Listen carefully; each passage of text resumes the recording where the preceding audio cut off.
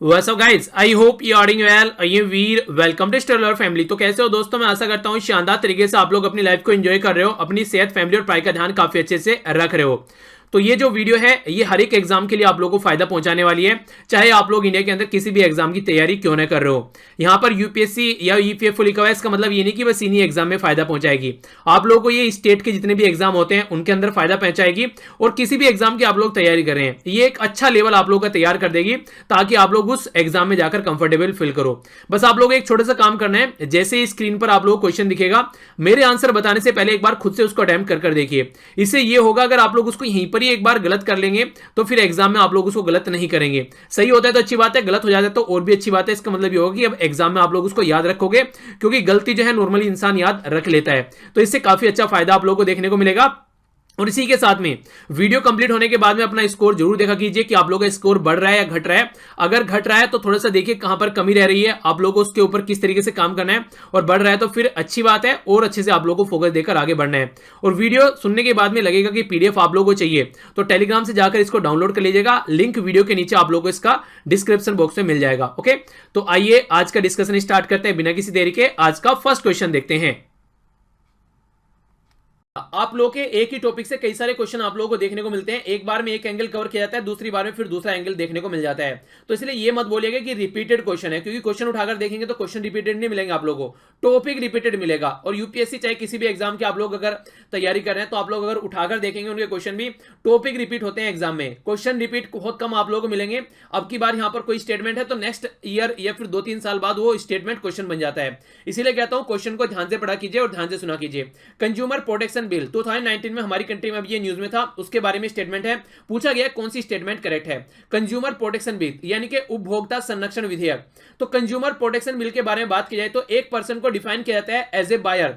जब ये मान लीजिए आप लोग क्या कर रहे हैं, कोई गुड्स और सर्विस आप लोग खरीद रहे हैं, ठीक है, आप लोग उसको कंज्यूम करने के लिए अगर खरीद रहे हैं तो आप लोग एज ए बायर की तरीके से आप लोग यहां पर देखा जाएगा। ठीक है, तो एक consumer is defined as a person who buy any goods और कोई सर्विस अगर लेता है अपने कंसिडरेशन के लिए। दूसरा बोला जा रहा है डिस्ट्रिक्ट में अगर बात करें यहां पर तो सीडीआर, तो यहां पर ये इससे रिलेटेड रिजोल्यूशन मैकेनिज्म बनाई जा रही है कि अगर कोई कंप्लेन आती है तो 2 करोड़ तक की, उससे नीचे की जो कंप्लेन आती है वो यहां पर डिस्ट्रिक्ट लेवल पर सुनी जाएगी।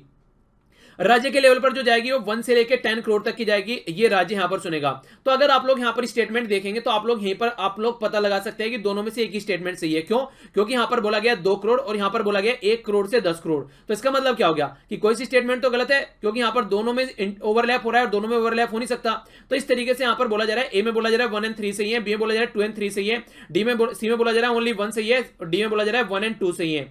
तो कौन सा आंसर सही है यहां पर, ये आप लोगों को बताना है। तो जो आंसर सही है यहां पर यह है इसका ए, यानी कि 1 एंड 3 सही है। ये जो कंज्यूमर प्रोटेक्शन बिल है, ये डेफिनेशन है कि आप लोग जो एक कंज्यूमर होने चाहिए, कोई प्रोडक्ट आप लोग खरीद रहे हैं कंज्यूम करने के लिए, यानी कि बिस्किट आप लोग खरीद के ले रहे हैं तो आप लोग खुद खाएंगे उसको। आप लोग बनाना या कोई प्रोडक्ट लेकर आए तो खुद खाएंगे उसको, मार्केट में फिर से बेचेंगे नहीं, तो यू आर ए कंज्यूमर। ठीक है, तो इसी तरीके से बोला जा रहा है। डिस्ट्रिक्ट लेवल पर ये देखा जाएगा 1 करोड़ से नीचे का जो मैटर होगा वो डिस्ट्रिक्ट लेवल पर देखा जाएगा, 1 करोड़ से 10 करोड़ के जो बीच का मैटर होगा वो स्टेट लेवल पर देखेगा, और 10 करोड़ से जो ऊपर का मैटर होगा वो सेंट्रल लेवल का जो यहां पर ये बॉडी होगी वो यहां पर इसको देखेगी। तो जो सीडीआर यहां पर बार बार बोला जा रहा है, इसकी फुल फॉर्म भी आप लोग याद रखिएगा। डिस्ट्रिक्ट लेवल पर अलग होगा, स्टेट लेवल पर अलग और सेंट्रल लेवल पर अलग। इसको बोला जा रहा है कंज्यूमर डिस्प्यूट रिड्रेसल कमीशन, यानी कि कंज्यूमर का जो भी लड़ाई होगी उसका सॉल्यूशन निकालने का ये कमीशन है।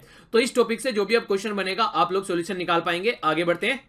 नेक्स्ट क्वेश्चन आप लोगों के सामने यहां पर बात कर रहा है प्रधानमंत्री आवास योजना अर्बन, यानी शहरी के लिए। तो शहरी जो लोग में यहां पर उनके लिए जो घर बनाने की बात की जा रही है उसके बारे में स्टेटमेंट है।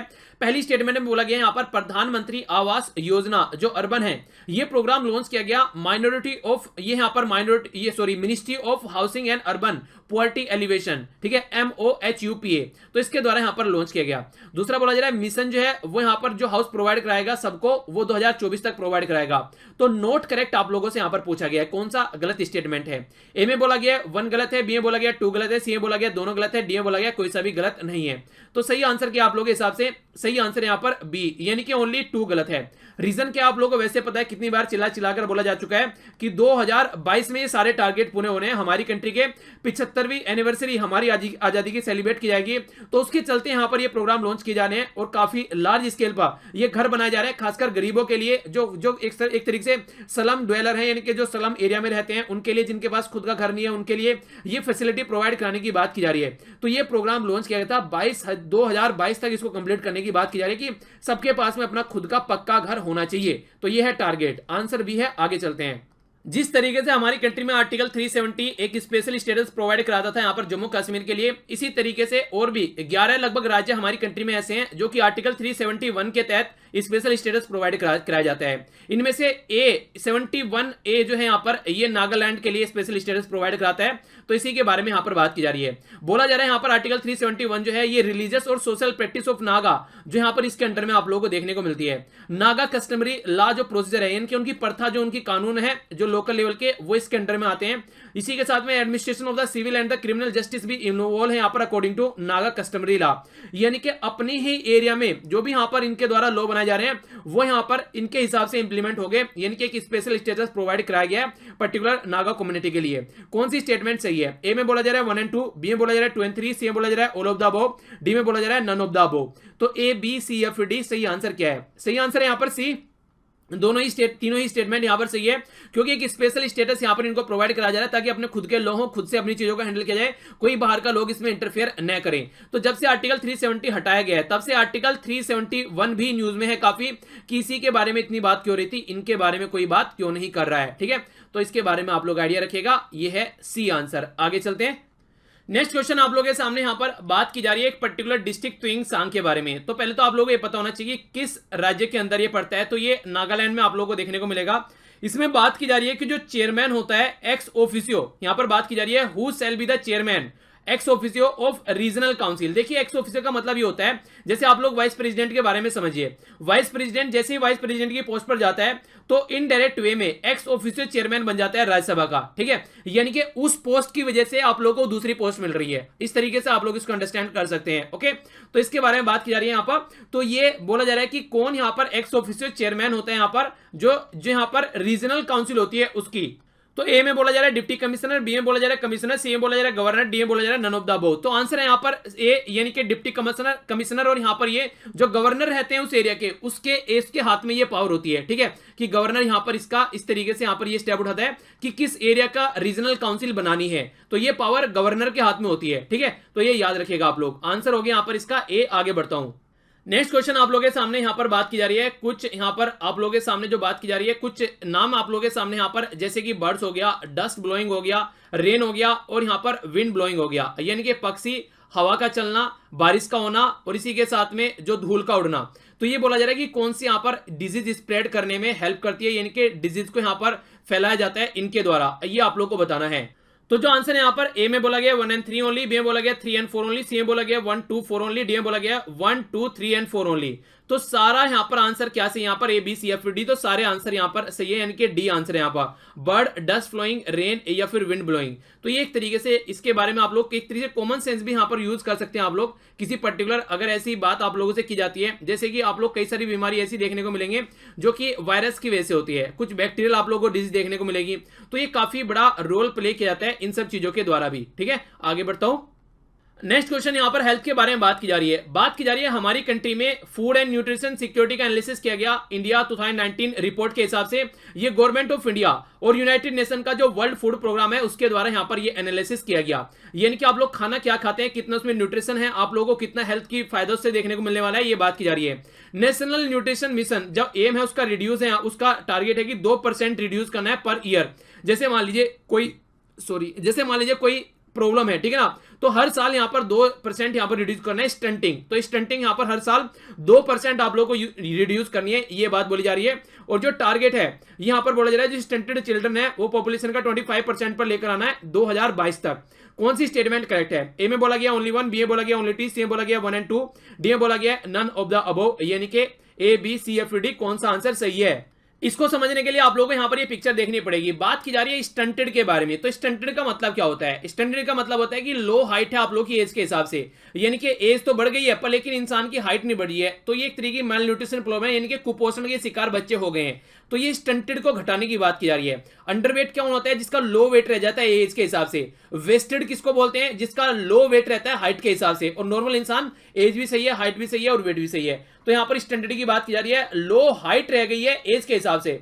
तो इसके बारे में कौन सी स्टेटमेंट करेक्ट है? तो आंसर इसका सी यहां पर सही, यानी कि दोनों ही स्टेटमेंट यहां पर सही है। यहां पर जो एनालिसिस किया गया गवर्नमेंट ऑफ इंडिया के साथ मिलकर United Nation World Food Programme के द्वारा ये रिपोर्ट लाई गई, food and nutrition security analysis, ठीक है ना, खाद्य एंड पोषण सुरक्षा विश्लेषण 2019, ठीक है। तो ये याद रखेगा और बाकी आप लोगों के सामने है ही है। ओके, तो ये है यहां पर आंसर A1 एंड 2। ओके, आगे बढ़ते हैं। नेक्स्ट क्वेश्चन आप लोगों के सामने यहां पर बात कर रहा है इंटरनेशनल एटॉमिक एनर्जी एजेंसी के बारे में। तो बोला जा रहा है कि अगर इंडिया यहां पर इंप्लीमेंट करता है, रेक्टिफाई करता है एडिशनल प्रोटोकॉल यहां पर, तो यहां पर इसके इंटरनेशनल एटॉमिक एनर्जी से तो उसके क्या क्या कॉन्सिक्वेंसेस, क्या क्या इंप्लीकेशन होगी, ये बात की जा रही है। बोला जा रहा है कि इंडियन के जो सिविल न्यूक्लियर रिएक्टर हैं वो IAEA के अंडर में आ जाएंगे सेफ गार्ड के पॉइंट ऑफ व्यू से। दूसरा बोला जा रहा है मिलिट्री न्यूक्लियर इंस्टॉलेशन जो है वो IAEA के अंदर आ जाएंगे। तीसरा बोला जा रहा है कंट्री को यहां पर एक तरीके से have the privilege two by, जो यूरेनियम है न्यूक्लियर सप्लायर ग्रुप से उसको प्रिविलेज मिल जाएगा बाई करने के लिए। Country automatically became a member of energy. तो कौन सी स्टेटमेंट यहां पर करेक्ट है? सबसे पहले तो यहां पर इंटरनेशनल एटॉमिक एनर्जी एजेंसी के बारे में आप लोग सुन लीजिए। ये एक तरीके की एजेंसी है जिसका गठन 1957 में किया गया था और वियना ऑस्ट्रिया में इसका हेडक्वार्टर है और 171 इसके मेंबर हैं आज की डेट में। ये जो यहां पर बॉडी है ये बेसिकली इंटरनेशनल लेवल पर ये देखती है कि प्रमोट करती है पीसफुल, कैसे हम लोग न्यूक्लियर का यूज कर सकते हैं, न्यूक्लियर फ्यूल का, यानी कि वेपन न बनाए, उससे एनर्जी जनरेट करें, लोगों को इलेक्ट्रिसिटी प्रोवाइड कराएं या फिर इफिशिएंटली यहां पर एनर्जी को यूज किया जाए, उसके लिए यहां पर ये काम करती है। ये रिपोर्ट यहां पर देती है यूएन नेशनल जनरल असेंबली को और सिक्योरिटी काउंसिल दोनों को, ये जो है यहां पर एजेंसी, ठीक है। तो अगर यहां पर इसका इंप्लीमेंट किया जाता है तो इंडिया के जो सारे जो सिविल न्यूक्लियर रिएक्टर हैं वो इसके अंडर में आ जाएंगे सेफ गार्ड के पॉइंट ऑफ व्यू से, ठीक है। तो आंसर यहां पर ए सही है ओनली। ओके, नेक्स्ट जो स्टेटमेंट है यहां पर ये बात की जा रही है मनी बिल के बारे में। तो रिगार्डिंग मनी बिल कौन सी स्टेटमेंट यहां पर इनकरेक्ट है? तो ये आप लोगों से पूछा गया है, तो इसके बारे में जान लेते हैं। बोला गया मनी बिल जो होता है यहां पर एक तरीके से, ये मनी बिल उसको बोलते हैं जो यहां पर कंटेन करता है ओनली प्रोविजन की इंपोज करना है, अबोलिशन करना है, रिमिशन करना है, ऑल्टर करना है टैक्स, यानी कि टैक्स से रिलेटेड जो मैटर है यहां पर वो मनी बिल के अंडर में आप लोगों को देखने को मिलता है। नेक्स्ट बात की जा रही है मनी बिल जो है प्रोविजन, ये एक तरीके से कस्टडी यहां पर कंसोलिडेटेड फंड की और कंटिजेंसी फंड की, यानी कि यहां से पैसा निकाला जाता है, तो मनी बिल के थ्रू आप लोगों को पैसा निकाला जाता है। नेक्स्ट बात की जा रही है मनी बिल यहां पर कंसर्न है ये appropriation of the contingency fund out of the money, ठीक है। चौथा बोला गया यहां पर मनी बिल जो यहां पर डील करता है regulation of the borrowing money और giving the any guarantee to the government of India. तो ये यहां पर बोला जा रहा है। तो कौन सी स्टेटमेंट इनकरेक्ट है, यानी कि सही नहीं है? A, B, C या फिर D? सही आंसर यहां पर इसका सी, ये सही नहीं है, बाकी सारी सही है। मनी बिल हमारी कंट्री में आर्टिकल 110 में संविधान में इसके बारे में रखा गया है और स्पीकर जो होता है लोकसभा का, उसके हाथ में पावर होती है कि मनी बिल डिसाइड करना है, ठीक है। ये पावर स्पीकर के हाथ में होती है। और कई बार आप लोगों ने देखा कुछ दिनों पहले आधार जो बिल था वहां पर उसको मनी बिल की तरीके से पास कर दिया गया, क्योंकि अगर मनी बिल होता है तो राज्यसभा के हाथ में बस पावर ये होती है कि 14 डेज तक वो उसको रोक सकता है, इससे फालतू नहीं रोक सकता। तो लोकसभा कोशिश करती है जिस बिल को आसानी से पास कराना होता है उसमें अगर जरा सा भी मनी का मैटर है तो उसको मनी बिल वो बना देते हैं, क्योंकि स्पीकर यहां पर एक तरीके से गवर्नमेंट के होता है तो वो उसको मनी बिल बोल देता है। अगर मैटर सुप्रीम कोर्ट में जाता है तो वो रिव्यू कर सकता है, वो एक अलग बात है। पर लेकिन अगर देखा जाए मैटर सुप्रीम कोर्ट में नहीं जा रहा है तो कई बार ऐसी हरकतें गवर्नमेंट के द्वारा की जाती हैं। तो ये आंसर यहां पर गलत है, बाकी सारे सही हैं। तो ये था आज का हमारा नन्हा सा मुन्ना सा प्यारा सा डिस्कशन। आई होप कि आप लोगों ने एंजॉय किया होगा। अगर आप लोगों को लेक्चर पसंद आया था तो लाइक जरूर किया कीजिए, नहीं पसंद आया तो डिसलाइक करने का भी पूरा हक है। बाकी शेयर कर सकते हैं आप लोग जहां पर भी इससे कनेक्टेड है। अगर आप लोगों को फायदा पहुंच रहा है, नहीं फायदा पहुंच रहा है तो बिल्कुल भी शेयर नहीं करना है। तो मिलता हूं नेक्स्ट लेक्चर में। आसपास सफाई रखिए, पानी और पेड़ पौधों को सेव कीजिए, पॉलिथीन और प्लास्टिक वगैरह बिल्कुल भी यूज नहीं करना है। जब भी टाइम मिले किसी को पढ़ा दीजिए या फिर चीजों को शेयर कर दीजिए जो भी आप लोगों को सुटेबल लगे। इससे आपका भी भला होगा और सामने वाले का भला होगा। तो इसके आज के लिए इतना ही। मिलता हूं नेक्स्ट लेक्चर में जो कि होगा द हिंदू का। तब तक के लिए जय हिंद।